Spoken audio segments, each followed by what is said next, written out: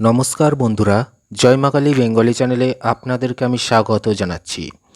আজকের ভিডিওটি একদম প্রথম থেকে শেষ পর্যন্ত মন দিয়ে দেখবেন এবং শুনবেন, কেননা আজ আমি আপনাদের একটি দুষ্টা স্ত্রী বশীকরণের মন্ত্র শিখিয়ে দেব, যার মাধ্যমে আপনি যে কোনো স্ত্রীলোককে, যে কোনো মহিলাকে আপনি বশীকরণ করতে পারেন। সে বিবাহিতা হোক কি অবিবাহিতা হোক, যে কোনো মেয়ে, যে কোনো নারী, যে কোনো স্ত্রীলোককে, যে কোনো মহিলাকে আপনি বশীকরণ করতে পারেন। তো ভিডিও শুরু করার আগে আমি বলে রাখি যে আজকের ভিডিওটি আধ্যাত্মিক বিষয়ের উপর ভিত্তি করে প্রস্তুত করা এবং প্রাচীন লোকবিশ্বাস ও তন্ত্রশাস্ত্র থেকে সংগৃহীত করা। কোনো রকম বৈজ্ঞানিকভাবে প্রমাণিত নয়, তাই বিজ্ঞানে যারা বিশ্বাস করেন তারা এই ভিডিওটা দেখবেন না।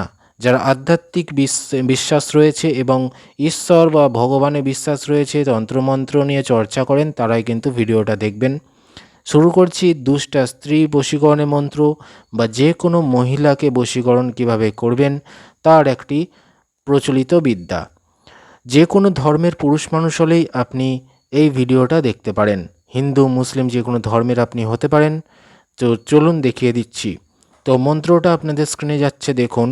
মন্ত্রটা বলছে, ধুল ধুল ধুলকা রাজরানী, মনোরমা মনমোহিনী, নিলাম তোমায় 3 আঙুলে করে, মন্ত্রিলাম মহাদেবীর বরে, ধুলা ঝাড়িলাম নিজ স্ত্রী অঙ্গে, চলেছে যে ধনা রঙ্গে ভঙ্গে, ধুলা নিলাম পড়িয়া আনিবে মন কাড়িয়া, ধুলা পড়ার মন্ত্রগুণে বশীভূতা হইয়া সে কথা শুনে, কাউর কামাক্ষার আজ্ঞা পায়, স্ত্রীকে আমার কাছে পায়। তাহলে এই যে মন্ত্রটি আপনাকে যে কোনো দিন ভালোভাবে মুখস্থ করে নিয়ে তারপরেই প্রয়োগের দিকে আপনি যাবেন। প্রয়োগটি কি বলছে, ধুলার ওপর দিয়ে যখন নিজ স্ত্রী চলে যাবে, মানে আপনি যেই স্ত্রীলোককে বশীকরণ করতে চাইছেন সেটা আপনার নিজের স্ত্রী হতে পারে কি অন্য কেউ, কোনো মহিলা হতে পারে, সে যখন হেঁটে যাবে ধুলোর ওপর দিয়ে বা মাটির ওপর দিয়ে, তো তার বাম পায়ের বুড়ো আঙুলটি যেখানে পড়বে, তার যে বাঁ পায়ের বুড়ো আঙুলটি যে স্থানে পড়বে ধুলোর ওপরে, সেই স্থানে ধুলো হাতে তুলে, যেইখানটায় তার বাঁ পায়ের বুড়ো আঙুলটা পড়েছিল, তো সেই স্থানের মাটি কিছুটা বা ধুলো যেটা পাবেন তুলে নেবেন। তুলে সেটা হাতে নেবেন। হাতে নিয়ে 3বার এই যে মন্ত্রটা রয়েছে 3বার অভিমন্ত্রিত করতে হবে। অর্থাৎ একবার করে মন্ত্র, একটা করে ফুঁ, একবার করে মন্ত্র, একটা করে ফুঁ, একবার করে মন্ত্র, একটা করে ফুঁ। অর্থাৎ 3বার মন্ত্র, 3টে ফুঁ দিতে হবে আস্তে করে, যাতে না ধুলোটা উড়ে চলে যায় হাত থেকে।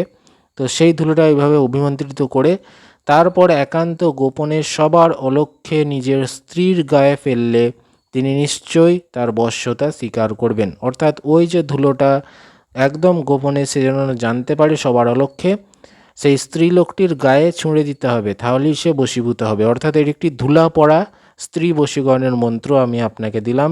আপনি নিশ্চয়ই বুঝতে পেরে গিয়েছেন।